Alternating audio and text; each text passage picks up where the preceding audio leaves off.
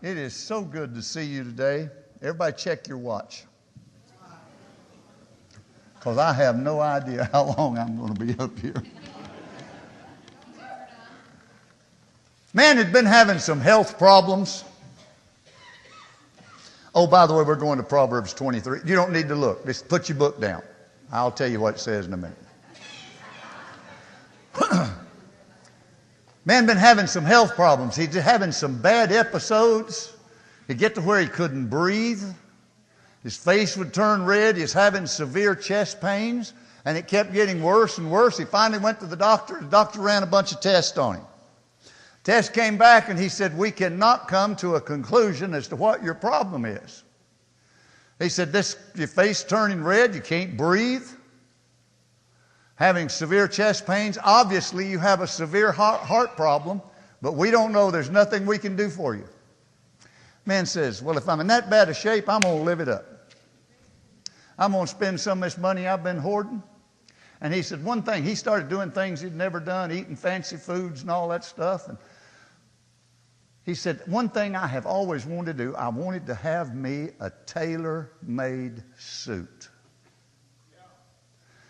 Went down to a local tailor shop, an old ancient Chinaman.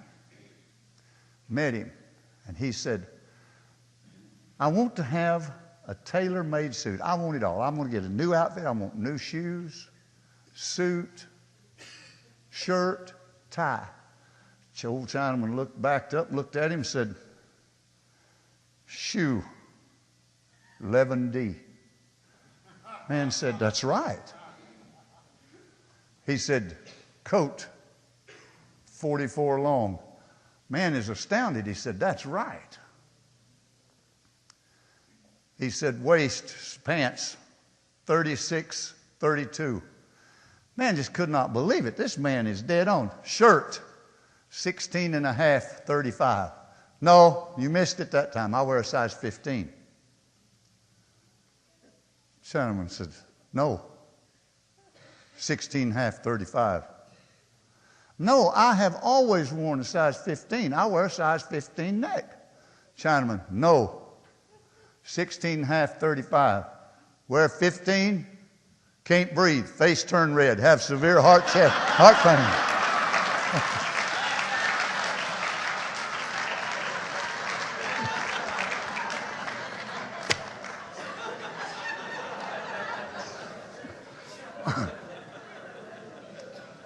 A friend of mine went to get some pants. He said, I wear a 40. But he said a 42 felt so good, I bought a 44.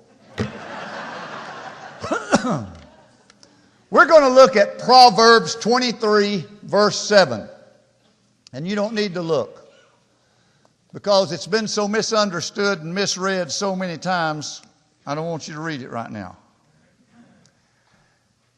I want to talk to you about what do you think.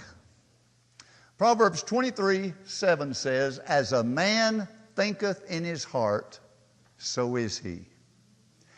Now, to understand what that means, we've taken it, we've misapplied it. But Solomon is warning, if you are invited to eat with a powerful, wealthy man, a ruler, a king, and you sit at the table with all of these dainties, this fancy foods, don't forget where you are and what's going on.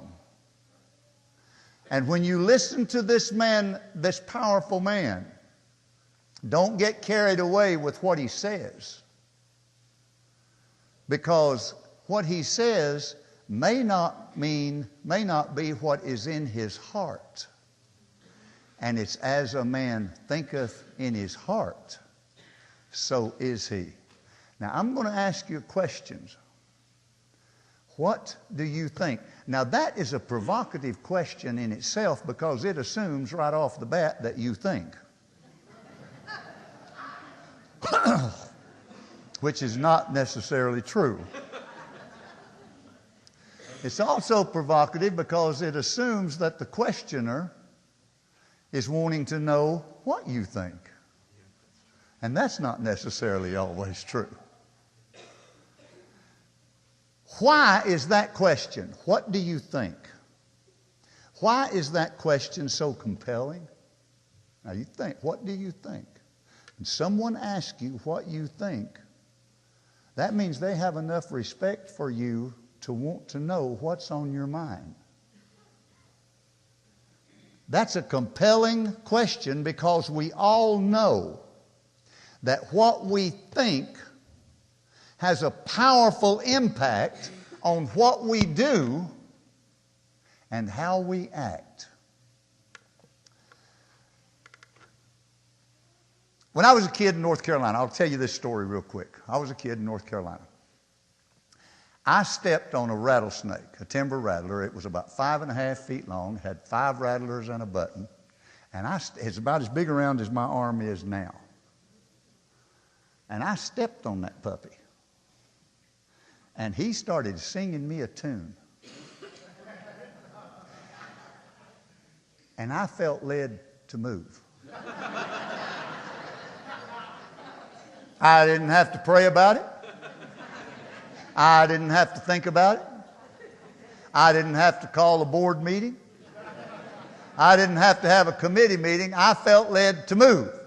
On a gut level, I felt led, I'm not supposed to be here. I'm gone. And I left. I do not like snakes. I do not like snakes. Now, I know there's only 4 poisonous snakes in the United States. There's rattlesnakes, copperheads, cottonmouth, and coral. And actually, I'm only afraid of 4 kinds of snakes, but I do not like snakes. I don't like big ones, little ones, live ones, or dead ones. Other than that, I get along just fine with them. There was one of the Reeves boys up in this cove in North Carolina. He was a couple of years older than I was. His name was Nelson, and he was redheaded. Actually, he wasn't redheaded. He was orange-headed and covered with freckles. He knew I did not like snakes. And we'd be all roaming around through the woods or something, and he would eventually get behind me and find a stick or something. We'd get in a snaky-looking place, and he'd take that stick and hit me on the ankle and say, "Snake, snake, snake, snake." He knew what my reaction would be. That's supposed, you know, when that about a gallon of adrenaline would hit my system, and that's supposed to put you in fight or flight mode. There was no fight mode there. It was all flight, honey. I was gone. He took great delight in doing that. What I'm saying is, there was no snake there when he did that. But I thought there was. And what I thought had a powerful impact on the way I acted. Did anybody here ever have someone take a big, juicy slice of lemon and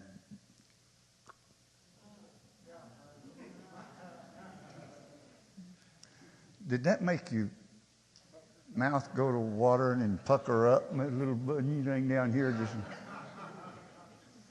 If we had a chalkboard and we get some lady with long fingernails to come up, don't go there. You see, what we think has a powerful impact on what we do and how we react. Now, I want to ask you another question. How many of you want to prosper? Okay. The rest of you do not want. I do not want to prosper. Let me see your hand. Don't raise your hand. I don't. If you. Okay. Well, let's agree that everybody here wants to prosper. Well, 3 John verse 2 says, "Beloved, I wish above all things that you would prosper and be in health, even as your soul prospers." Now, you want to prosper. God wants you to prosper. So why is it that so few of God's people ever really prosper? I'll tell you why. It's because there is something in the spiritual realm that controls health, wealth, and happiness in the natural realm. Now, when John said, I want you to prosper, God wants you to prosper. Prosper, three things. Now watch, three things. Prosper, that is financial, material prosperity. And be in health, that is physical prosperity, physical health. Even as your soul prospers, that is spiritual prosperity. So we're talking about three realms now. Three realms of prosperity. Now, there are some people that prosper in the material realm. I mean, it seems like they have the Midas touch. Anything they do turns to gold. They prosper, they make money, they make more money by accident than most people ever make on purpose. Thank you, sir. Offering $2,461. Excellent. That puts us a jump up. There are some people that prosper in the material financial realm, but they may be poverty-stricken in health or in the spiritual realm. There are some people that are healthy and strong, but they couldn't make $1. I mean, they have the Midas touch in reverse. They touch gold and it turns to mud. But they're healthy, they're strong, never have a sick day, but they may be materially bankrupt or spiritually bankrupt. And there are some people that are spiritually prosperous. I mean, if they pray for a brick wall to fall, don't stand close to the wall. They have insights into things that just astound you. They have spiritual prosperity. But physically, they may be sick all the time. And they may not have a dime. But spiritually, they're prosperous. So I'm just saying, don't be satisfied. What you think you are, you are. And don't be satisfied to be blessed in one area of your life. He wants you to prosper in all areas of your life. What you think controls the way you act, and what happens in your mind. Listen to me. What happens in your mind will happen in time. If you think you can, you can. Why do you think God is constantly telling people, Joshua, meditate on my word. Think about it. Meditate. Think. Concentrate. Dwell on it. Why? Because what you think affects the way you act. It affects what happens to you. And there's something going on in the spiritual realm that controls what's going on in the natural realm. What you think affects you. You are what you think you are. But I want to put another twist on it. You are what you think you are, but what you think also affects your attitude towards the people around you. You are what you think you are, but people are what you think they are.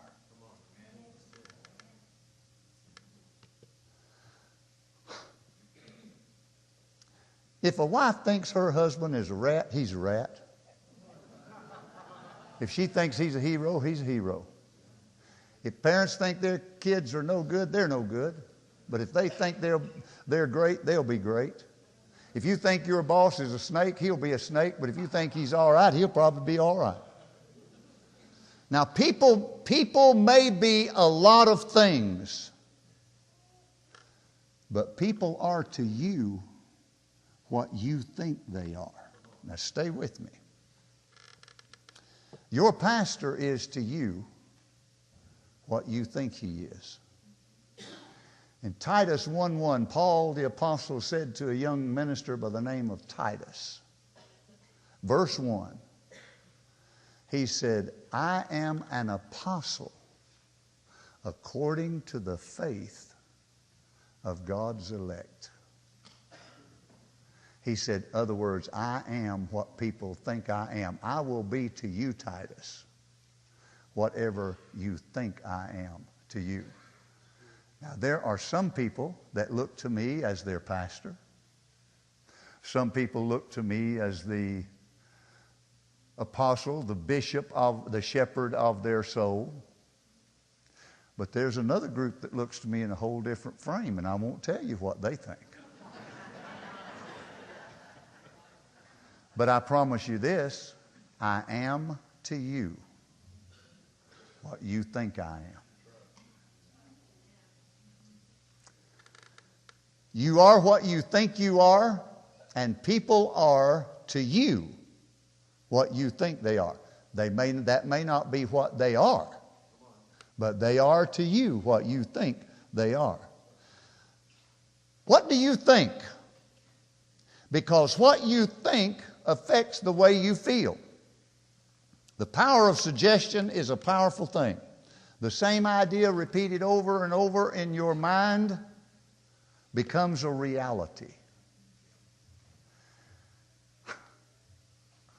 If you tell yourself you're no good and worthless, and you listen to other people tell you you're no good and worthless, and you hang around with people who are no good and worthless, psychologically, you become no good and worthless. A suggestion planted in your mind, whether it is negative or positive, any suggestion that you plant in your mind or that you allow someone else to plant in your mind will produce fruit.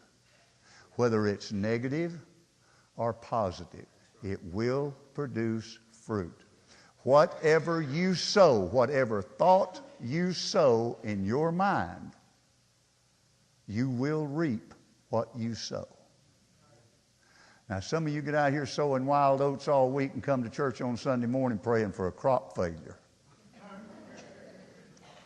But you will reap what you sow.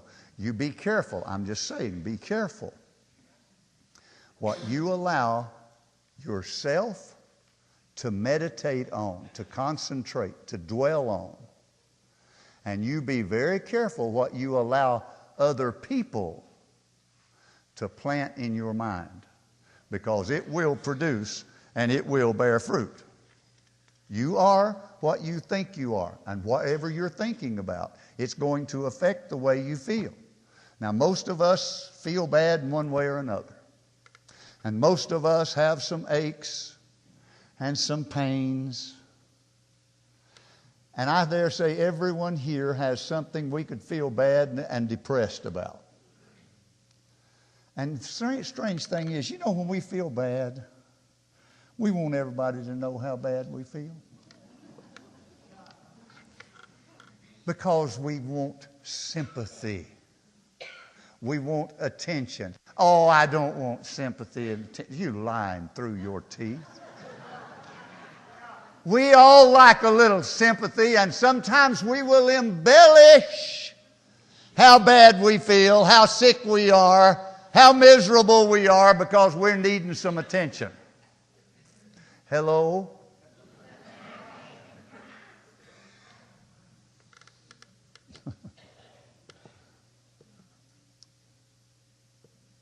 Cindy had some surgery this week, gallbladder surgery. And I come by this, I didn't find out about it till later. I come by and I told her, hey, she's here. She's tough.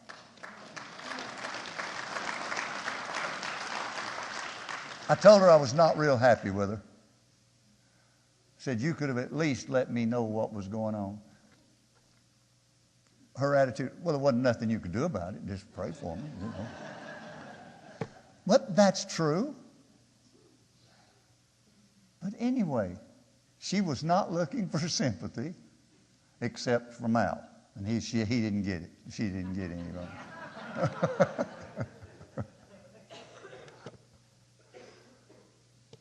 me give you a news flash. People don't want to hear how bad you feel and how miserable you are and how sick you are. And they come up and say, how are you feeling? They do not want to know. They don't want to listen to chapter after chapter of how bad you feel, how sick you are, how miserable you are, how depressed you are, how discouraged you are. We do everything in our power to avoid pain.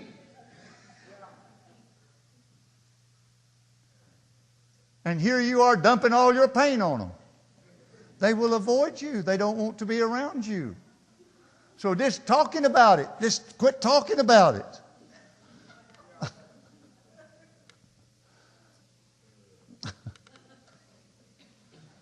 I mean, just saying I feel bad makes you feel worse. Instead of telling people how bad you are and how miserable you are and how sick you are and how bad you feel and how depressed you are, they ask you, say, how do you feel? I feel great. If I was any better, I'd have to be twins. I spoke to one of our teenagers today. Her mama was there. She was there. Mama told me, I said, how you doing? I'm doing great. I looked at the daughter and she said, I'm awesome. I said, yes.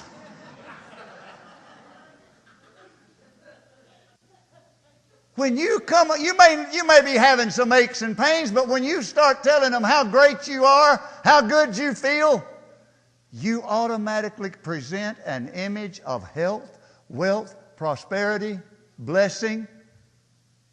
And you attract people like a magnet. If you want to repel them, just take the other end and start telling them how bad you feel. Now, some people, that's good. I got to give you a little break here. I am not through. I learned a long time ago, if you're in a crowded situation and it's not going the way you want it to, I'll tell you how to clear a room. Just start talking about Jesus. Hallelujah! Jesus loves you. They'll scatter like rats.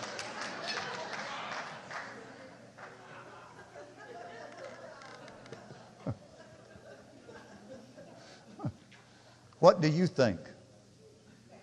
Because what you think also affects your happiness. Now, everybody wants to be happy. You have the constitutional guaranteed right for the pursuit of happiness. Doesn't guarantee you'll be happy. It said you can pursue it. We spend our lives in pursuit of happiness. But how many people do you know who are really happy? And how many people do you know who are they're not happy about anything? I mean, man, they are always down. Some people are so happy, they're so high, it looks like they'd get nosebleed from lack of oxygen. And some people, they're not happy. It doesn't matter. They win the lottery. They're miserable. They droop lip. They walk around with a face long enough to eat oats out of a stovepipe. They're not happy.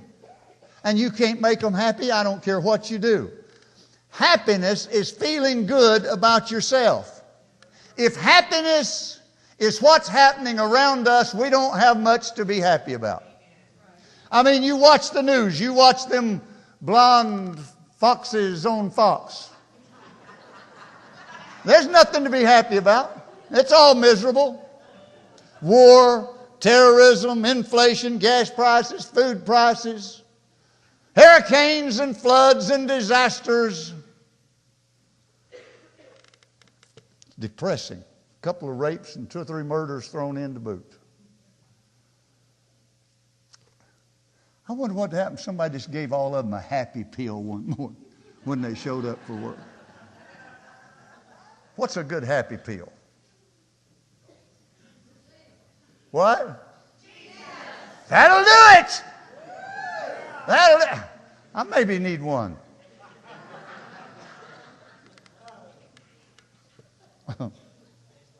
If you could be a fly on the wall in most homes, you'd be surprised at how little happiness there really is. Fussing and fighting is the rule rather than the exception. And yet the truth is, we're all trying to find happiness. Now, we all want to be happy, and yet we spend our time fussing and fighting with each other. Happiness is not something you find, church. It's not an accident. It doesn't come and go with the wind.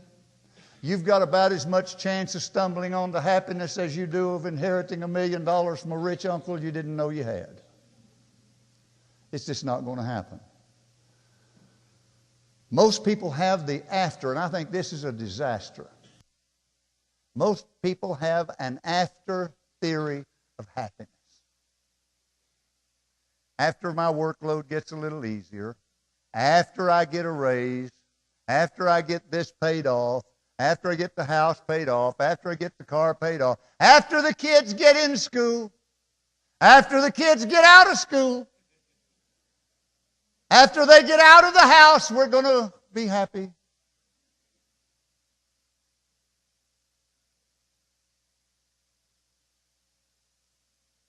After is like tomorrow. Tomorrow never comes. After never comes. If you're waiting on after something, quit waiting. Because happiness is a condition. Happiness is not getting what you want. Happiness is wanting what you've got. Happiness has to come from now, and it has to be made up of things that make up now. It's where you are now.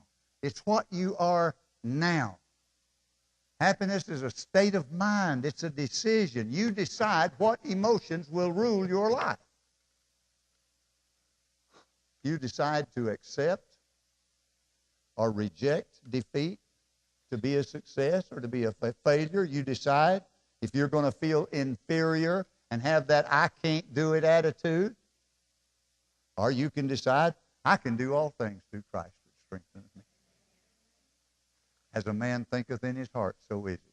I have a friend of mine. It doesn't make any difference what comes up, what project is going on. His attitude is, we can make that happen. I love that attitude. We can make it happen. We can make it happen. Everybody say we can make it happen. We can make it happen. You know, you make a decision to be happy or sad, to feel good or feel bad.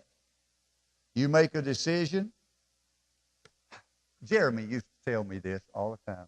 How many have ever done something or said something to someone and you felt bad about it and beat yourself up? You may as well have taken one of them chains the Muslims used to beat themselves with and made your back bloody, because you just beat yourself up because you said something or did something and it made you feel bad. Come on, how many have ever done that? Jeremy used to say this, Dad, I cannot feel bad enough to make anyone else feel better. You feeling bad does not make them feel better. Now think about it.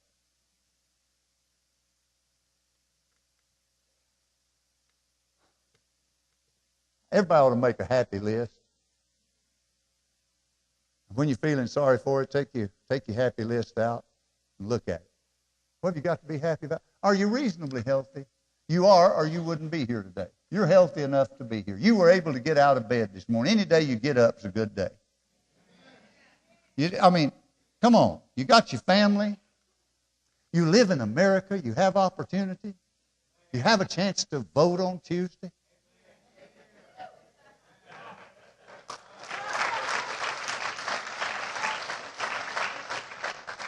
If you don't vote, don't complain. And if you vote for the wrong, go ahead and complain. I don't want to start on that. I do not. I am not going there. You've got a lot to be happy about. You got a place to live. How about your church? How about getting happy about your church? Are you saved? about being saved. If you're saved, you're going to heaven. You don't have any other choice. I mean, where else? If you're saved, where else are you going to go? You just eliminated other options when you made that choice. Make your happy list. When you go to feeling sorry for yourself, take your happy list out and choose to be happy. I choose to be happy because I got up this morning. I'm reasonably healthy, got a good family, going to church. It's the day to go to God's house. Paul said it like this. Whatsoever things are good, whatsoever things are lovely, whatsoever things are pure, whatsoever things are of good report, think on these things. Why? Because as you think in your heart, that's what you become. You can be happy or you can be sad. Think. David said it like this. King David. Bless the Lord, O my soul, and forget not all His benefits. But I don't feel good today. I don't care. Bless the Lord anyway. And forget not all His benefits. Why? Because when you get that frame of mind, you start feeling better. The truth is, we all find exactly what we're looking for. We're looking for bad people, you'll find them. Looking for good people, they'll be there. You can have a good job, bad job. Good family, bad family. Good church, bad church. You can feel good, you can feel bad. You can be happy, you can be sad. Because as a man thinketh in his heart, so is it. We are what we think we are. And people are to you what you think they are. Every day in the United States, 250,000 people die every day. Did you know we have been allotted a certain number of days? And we think, we got all these days.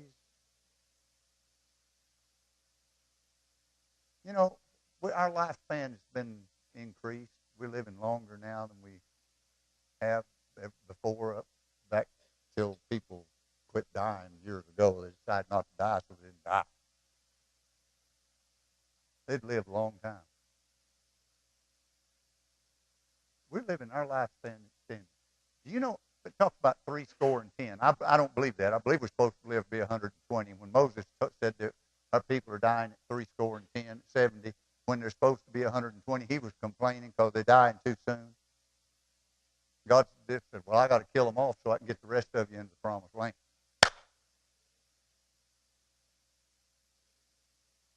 But anyway, let's use 70 as just a starting place.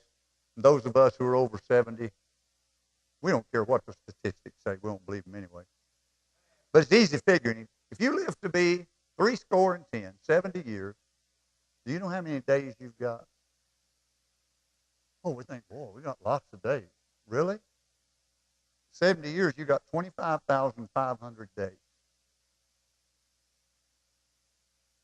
Now, I'm going to put you in this fit of depression. If you have any happy pills, take one now.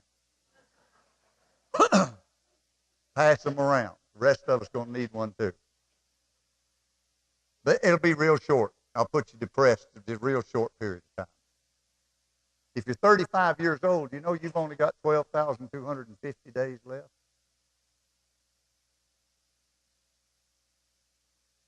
What about if you're 50?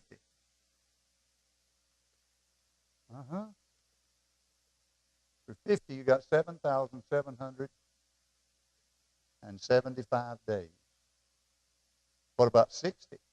Oh, some of you running out of days in a hurry here. You're 60 years old, you got 4,125 days. Some of us have already used up all our days. We don't have any left. The fact is, we don't have as many days as we would like to think. And one day, we just look ripping the days off of the calendar. Just like they're nothing. Just like they're nothing. And one day you're going to rip a day off, and you'll realize I don't have any days left. Now let's get out of this depression. What do you think? How would you live? How would you live today if you knew this would be the last day you would live? That when you went to bed tonight, you would die peacefully in your sleep, and this was the last day. You would not wake up in the morning. This would be your last day. How many think you might have a little different attitude today? I wonder what would happen if we all just lived every day as though it were our last day. I wonder if we'd be as sharp and as harsh and as critical with our husbands and wives, with each other. We sometimes get a little impatient with each other, get a little harsh. You probably don't. I wonder if we'd be as quick to lose our temper. Would you be as hard on your kids? How many of you know kids can drive you crazy?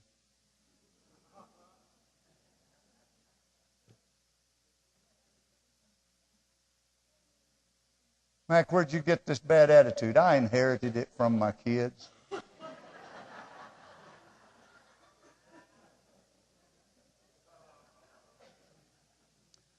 If this was going to be your last day, would you be as hard on your kids? What kind of attitude would you have toward your kids if you knew that when you tucked them into bed tonight, it'd be the last time you'd ever see them?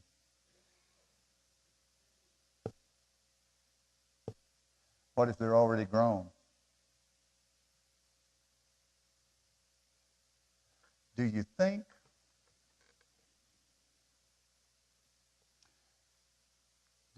you might want to just hug them and hold on to them a little bit?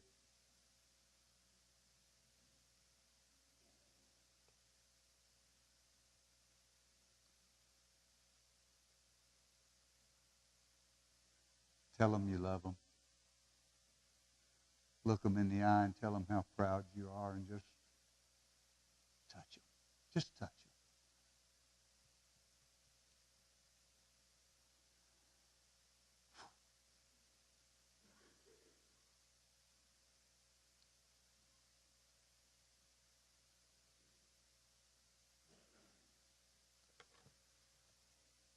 Have to give me a second here. You can go home a minute.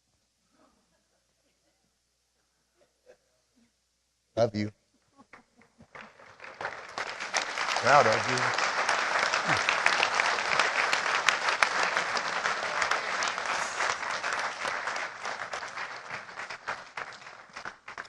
Love you.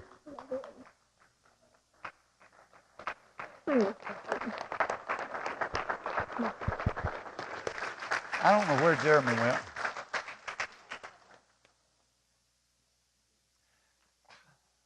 He said, my kids are grown.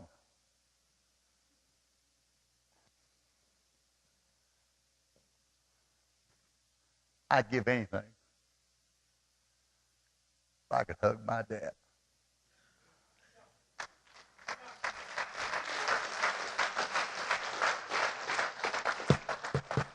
Don't let the days go by without thinking that it might be your last. This was your last day. Would you be as worried about business and job, money and bank accounts? Or do you think you might be a little more concerned about spiritual things?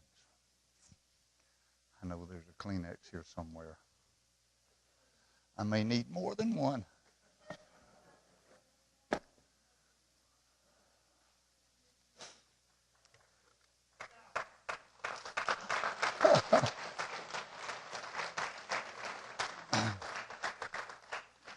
If you knew this was going to be your last days, Do you think there's anything to keep you from being in God's house, fellowshipping with God and being with God's, fellowshipping with God's people? Because where two or three are gathered together, Jesus is there. Do you think you'd want to come just to sing one last time? And when Jock says, we're not going to sing that next song, would you be saying, oh, come on, let's sing one more. This is my last chance. Let's don't quit now. Would you want to hear, Pastor says, I'm through. No. Don't quit. Or do you think, I'm sorry, I'm getting a little emotional. I'm sorry. Do you think you might want to come, even if you felt bad, so you could encourage someone else who's fighting a battle and having a problem? Maybe they're discouraged and down, and they just need somebody to come along and say, is there something I can pray with you about? Is there someone I can encourage? This is my last time to encourage anybody. I'm just saying, would we have a different attitude? I come to the pulpit every week wondering, is this the last sermon I will ever preach? That's why I work so hard on every sermon. But it might be my last. I don't know. And the thing that is distressing, some of you are not even saved. One day you'll hear the last one. Will you still not be saved? It'd be a much happier world if we'd just learned the lesson that Jesus taught. It was in the song that Joe sang. If we'd just learned to live one day at a time. Jesus put it like this, take no thought for tomorrow, for the evil today is sufficient for the day. Don't worry about tomorrow. There's nothing you can do about tomorrow.